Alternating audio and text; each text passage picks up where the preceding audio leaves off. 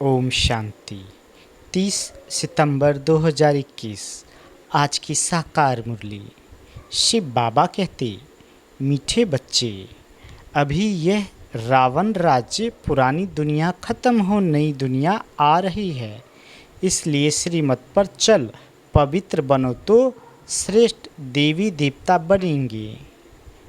प्रश्न, बाप अपने बच्चों को सत्यनारायण की कथा सुनाते हैं, उस कथा का रहस्य क्या है? उत्तर, उसका रहस्य है बादशाही लेना और गवाना। अल्फ को अल्लाह मिला तो गद्दाई छोड़ दी। जो विश्व के मालिक थे वही 84 जन्म ले राजाई गवा देते हैं, फिर बाप उन्हें राजाई देते हैं। पतित से पावन बना, गद्दाई छोड़ राजाई लेना, यही सच्ची सत्यनारायण की कथा है, बाप सुनाते हैं। आज का गीत। आखिर वह दिन आया आज, जिसका रास्ता तकते थे, जिसके लिए थे मोहताज। ओम शांति। बाबा कहते, ओम शांति का अर्थ तो रूहानी बाप ने समझाया है। ओम माना अहम आत्मा हूँ और मेरा शरीर है। आत्मा तो देखने में नहीं आती है, ये समझ में आता है। मैं आत्मा हूँ, यह मेरा शरीर है। आत्मा में ही मन बुद्धि है, शरीर में बुद्धि नहीं है। आत्मा में ही संस्कार अच्छे व बुरे रहते हैं। मुख्य है आत्मा। उस आत्मा को कोई देख नहीं सकते हैं, शरीर को आत्मा देखती है, आत्मा को शरीर नहीं देख सकता।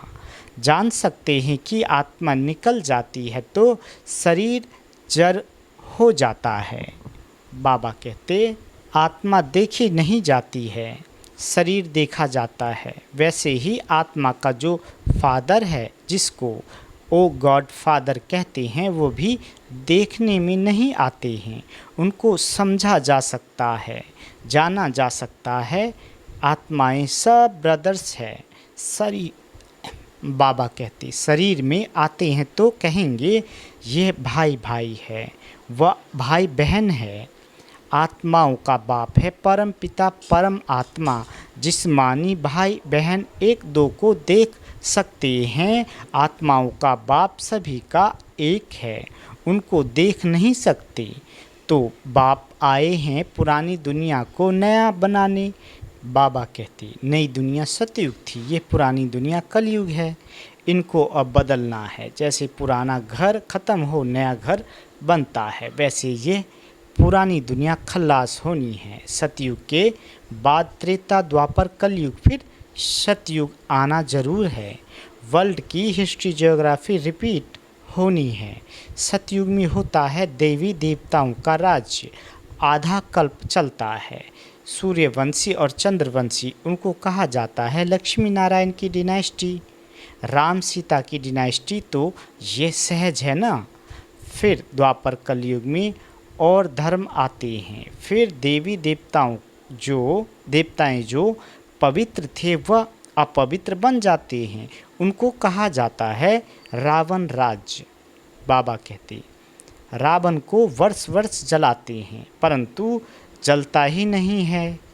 ये है सबका बड़ा दुश्मन, इसलिए उनको जलाने की रस्म पड़ गई है। भारत का नंबर 1 दुश्मन है रावण, और नंबर 1 दोस्त सदा सुख देने वाला है। खुदा को दोस्त कहते हैं ना। इस पर एक कहानी भी है। तो खुदा है दोस्त, रावण है दुश्मन। खुदा दोस्त को कभी जलाएंगे नहीं, रावण दुश्मन है, इसलिए 10 शीश वाला रावण बनाकर उनको वर्ष वर्ष जलाते हैं। गांधी जी भी कहते थे हमें राम राज्य चाहिए, राम राज्य चाहिए। राम राज्य में है सुख, रावण राज्य में है दुख। अब ये कौन बैठ समझाते हैं?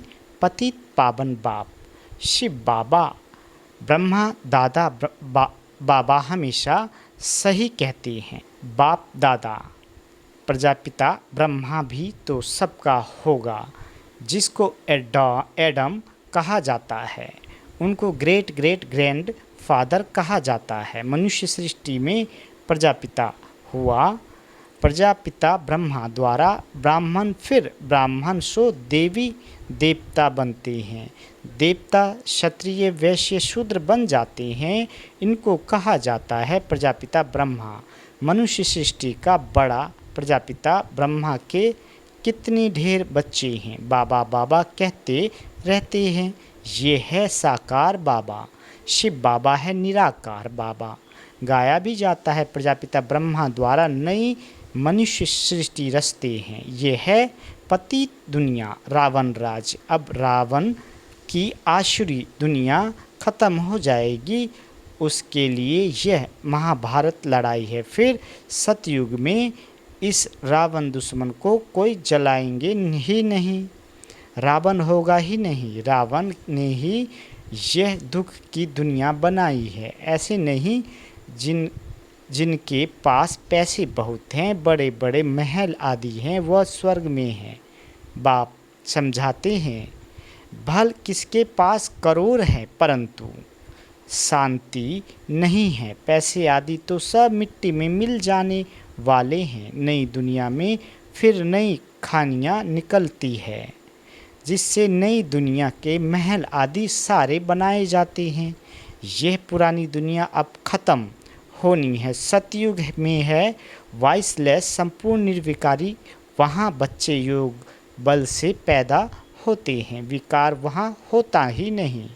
न देह अभिमान, न क्रोध, न काम, 5 विकार होते ही नहीं। बाबा कहते इसलिए वहाँ कब रावण को जलाते ही नहीं। यहाँ तो रावण राज्य है, इसलिए सब पुकारते हैं हे पतित पावन आओ। वह तो लिबरेटर भी है, सबका दुख हरता है। अभी सब रावण राज्य में हैं, बाप को आकर छुड़ाना पड़ता है। अब बाप कहते हैं तुम पवित्र बनो, ये पतित दुनिया ख़त्म होनी है। जो श्रीमत पर चलेंगे वह श्रेष्ठ देवी देवता बनेंगे। विनाश तो होगा, सब खत्म हो जाएंगे, बाकी कौन बचेंगे। जो श्रीमत पर पवित्र रहते हैं वही बाप की मत पर चल विश्व की बादशाही का वर्षा पाते हैं। बाबा कहते इन लक्ष्मी नारायण का राज्य था ना, अभी तो रावण राज्य है जो ख़त्म होना है। सतयुगी राम राज स्थापन होना है। राम व सीता वाली नहीं, शास्त्रों में तो बहुत फालतू बातें लिख दी है। बाबा कहते लंका यह सारी दुनिया है, इसमें रावण का राज्य है। भारत सोने की चिड़िया था सतयुग में, जबकि दूसरा कोई राज्य ही नहीं था। बाप भारत में आकर फिर से सोने की चिड़िया स्वर्ग बनाते हैं। बाकी जो इतने धर्म हैं सब खत्म हो जाएंगे। समुद्र भी उछल मारेगा। बॉम्बे क्या था, एक छोटा सा गावड़ा था। बाबा कहते अभी सतयुग की स्थापना होती है, फिर बॉम्बे आदि रहेगी नहीं। सतयुग में बहुत थोड़े मनुष्य होते हैं। कैपिटल दिल्ली होती है, जहाँ लक्ष्मी नारायण का राज होता है। दिल्ली सतयुग में परिस्तान थी, दिल्ली ही गद्दी थी। बाबा कहते राम राज्य में भी दिल्ली ही कैपिटल रहती है, परंतु राम राज्य में हीरे जवाहरातों के महल थे, अथा सुख था। बाप कहते हैं तुमने विश्व का राज्य गवाया है, मैं फिर से देवता देता हूँ। तुम मेरी मत पर चलो, श्रेष्ठ बनना है तो सिर्फ मुझे ही याद करो और किसी देहधारी को याद नहीं करो। अपने को आत्मा समझ मुझ बाप को याद करो तो तुम तमो प्रधान से सतो प्रधान बन जाएंगे। तुम मेरे पास चले आएंगे। बाबा कहते मेरे गले की माला बन, फिर विष्णु के गले की माला बन जाएंगे। माला में ऊपर हूँ मैं, फिर युगल है ब्रह्मा सरस्वती, वही सतयुग के महाराजा महारानी बनते हैं। उन्हों की फिर सारी माला है जो नंबर वार गद्दी पर बैठते हैं। मैं भारत को इन ब्रह्मा सरस्वती और ब्राह्मणों द्वारा स्वर्ग बनाता हूँ। जो मेहनत करते हैं उन्हों के फिर यादगार बनते हैं। आत्माओं का रहने का स्थान है परम धाम, जिसको ब्रह्मांड भी कहते हैं। बाबा कहते हम सब आत्माएं वहाँ स्वीट होम में रहने वाली हैं बाप के साथ। वह है शांति धाम। मनुष्य चाहते हैं हम मुक्ति धाम में जाएं, परंतु वापस कोई जा नहीं सकते। सबको पाठ में आना ही है। तब तक बाप तुमको तैयार करते रहते हैं। बाबा कहते तुम तैयार हो जाएंगे तो वहाँ जो भी आत्माएं हैं वो सब आ जाएंगी। फिर खल्लास, तुम जाकर नई दुनिया में राज करेंगे। फिर नंबरवार चक्र चलेगा। गीत में भी सुना है ना, आखिर वह दिन आया आज। भक्ति मार्ग में धक्के खाते रहते थे। बाप है ज्ञान सूर्य, ज्ञान सूर्य प्रकटा। अभी तुम्हारी बुद्धि में सृष्टि के आदि मध्य अंत का ज्ञान है। जानते हो जो भारतवासी नरकवासी है वह फिर स्वर्गवासी बनेंगे। बाकी इतनी सब आत्माएं शांति धाम में चली जाएंगी। सब बाबा कहते समझाना बहुत थोड़ा है। अल्फ बाबा बे बादशाही, अल्फ द्वारा बादशाही मिल जाती है, गद्दाई ख़त्म हो जाती है। उसकी कहानी बाप बैठ समझाती हैं। ये है सच्ची सत्यनारायण की कथा, बाकी सब है दंत कथाएं। बाबा ही नर से नारायण बनने के लिए यह ज्ञान सुनाते हैं। हिस्ट्री ज्योग्राफी है ना। लक्ष्मी नारायण का राज्य कब शुरू हुआ, कब तक चला, तो कथा भी हुई ना। जो विश्व पर राज करते थे वह 84 जन्म लेकर बिल्कुल ही तमो प्रधान बन गए हैं। अभी बाप कहते हैं मैं वही राज्य फिर से स्थापन करता हूँ। तुम कैसे पतित से पावन, पावन से पतित बनते हो, वह सारी हिस्ट्री ज्योग्राफी समझाते हैं। पहले पहले सूर्यवंशियों का राज, फिर चंद्रवंशियों का, उनके बाद दूसरे भी बौद्धी, इस्लामी, फिर क्रिश्चियन आए। फिर वह देवी देवता धर्म जो था सो गुम हो गया। बाबा कहते फिर वर्ल्ड की हिस्ट्री ज्योग्राफी रिपीट होगी। शास्त्रों में ब्रह्मा की आयु 100 वर्ष दिखाई हुई है। ये जो ब्रह्मा है जिसमें बाप बैठ वर्षा देते हैं, इनका भी शरीर छूट जाएगा। आत्माओं को बैठ जो आत्माओं का बाप है वह सुनाते हैं, वही पतित पावन है। मनुष्य मनुष्य को पावन बना नहीं सकेंगे। जो खुद ही मुक्त नहीं हो सकते वह औरों को फिर कैसे करेंगे। वह तो सब भक्ति सिखलाने वाले अनेक गुरु हैं। कोई कहेंगे फलाने की भक्ति करो, कोई कहेंगे शास्त्र सुनो। अनेका अनेक मतांतर है, इसलिए सब और ही बेसमझ बन गए हैं। अब बाप आकर समझदार बनाते हैं। यह लक्ष्मी नारायण समझदार विश्व के मालिक थे ना, अब कितने कंगाल बन गए हैं। फिर शिव बाबा आकर नरकवासी से स्वर्गवासी बनाते हैं। बाप कितना अच्छी तरह से समझाते हैं कि यहाँ तकदीर जग जाए। बाप आते ही हैं मनुष्य मात्र की तकदीर जगाने। सब पतित दुखी है ना, सब त्राही त्राही कर विनाश हो जाएंगे। इसलिए बाबा कहते हैं त्राही त्राही के पहले बेहद के बाप से कुछ वर्षा ले लो। यह जो कुछ दुनिया में देखते हो वह सब खत्म हो जाना है। Fall of Bharat, rise of Bharat, ये भारत का ही खेल है। राइज होगा सतयुग में, अब कलयुग में फॉल होना है। ये सब रावण राज्य का पंप है। बाबा कहते अब विनाश होना है। Fall of world, rise of world. सतयुग में कौन कौन राज करते हैं ये बाप बैठ समझाते हैं। बाबा कहते राइज ऑफ भारत, देवताओं का राज, फॉल ऑफ भारत, रावण का राज। अभी नई दुनिया बन रही है, पुरानी दुनिया ख़त्म हो जाएगी, इसके पहले तुम पढ़ रहे हो बाप से वर्षा लेने कितना सहज है। यह है मनुष्य से देवता बनने की पढ़ाई। सन्यासियों का है ही निवृत्ति मार्ग, वह धर्म ही अलग है, वह तो गृहस्थी व्यवहार छोड़ चले जाते हैं। उनका है हद का सन्यास, तुमको इस पुरानी दुनिया का सन्यास कर फिर यहाँ आना नहीं है।